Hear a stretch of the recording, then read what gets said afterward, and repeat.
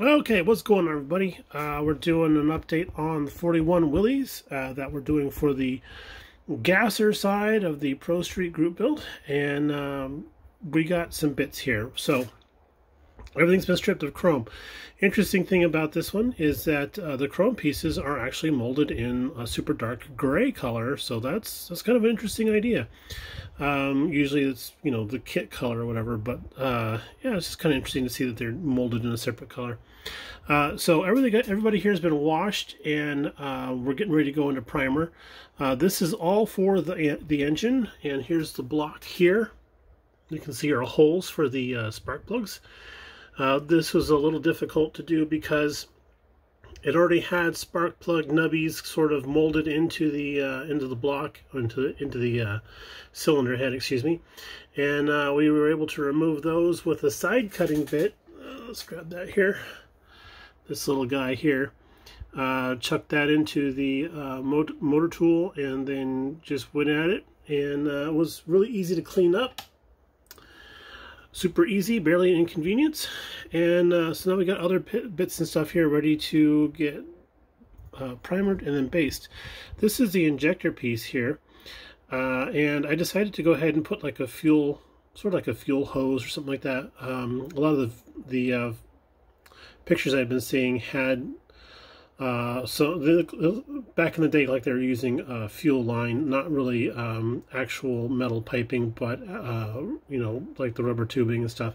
So I thought that would be kind of a fun way to add a little extra detail. And on the back side of the distribution block, we have a tiny little hole drilled, and we also have a tiny little hole drilled in the injector by accident, but the intake. We got a tiny little hole drilled there, so we can have a line coming down going to the fuel pump, which is going to be mounted on the back of the engine. It's actually part of like the magneto stack. So I cut off the magneto because we actually have an aftermarket one, a nice little turned aluminum guy here. Beautiful looking piece. We're probably going to paint the cap on that a different color, not keep it aluminum. But yeah, everybody here is ready to go into primer. So there is that. The body, excuse me, allergies again today, so I'm on medication, so yeah, I probably sound kind of drowsy. But the body, we put that into the purple pond to strip it. This is the gray one, and we can still see a little hint of the gray here and there. It's in the door seam, stuff like that. I'm not too worried about it. It might even actually help bring out the door seams a little bit. But interesting story about the body. I forgot to mention this, but when I first moved to Arizona back in 2003, this was the very first model car I built. I was still living at my sister's house. Hadn't got my own place yet, and my sister and nephew and brother-in-law had gone off to go visit family in California, so had the place to myself. And I thought, well, might as well stay out of trouble. I'll build a model. So I went down to the local store, which I still go to today, to this very day, the same store, and picked up this kit. This is the street rod kit. Brought it back home. I think I even bought a can of Panzer Gray from Testers. Didn't prime it, just sprayed it, and you know, the rest is history. So it's fascinating that I still had this body, and now it's going to be put onto the chassis and, you know, built up and everything, and then given to my uncle and be on display in his house. So kind of an interesting history for the body of the car there. But yeah, first model I had built in Arizona.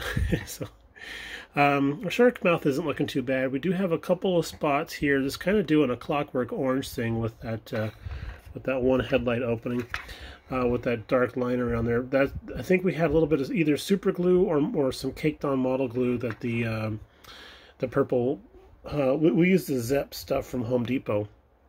And it's actually, pardon me, it's actually called the purple degreaser. So ZEP is what we get. It comes in a big yellow jug, and they have like 15 other versions of cleaners and stuff. And this one actually says that it's a purple degreaser. So if you're looking for that, I think it cost me about $12 for a gallon. And the interesting thing also was that when we had this in the garage, it was probably about 100 degrees in the garage. So everything that had, you know, to the touch, everything was probably in the low to mid 80s.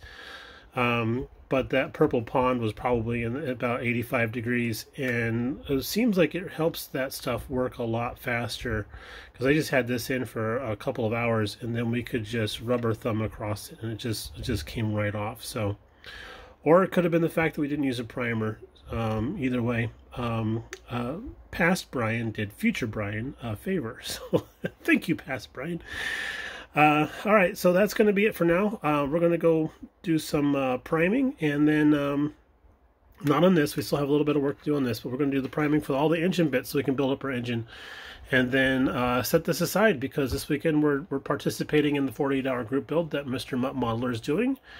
I know I haven't done a video yet. I'm still actually on the fence about what I want to build, so you know, we'll do a video here in a little bit.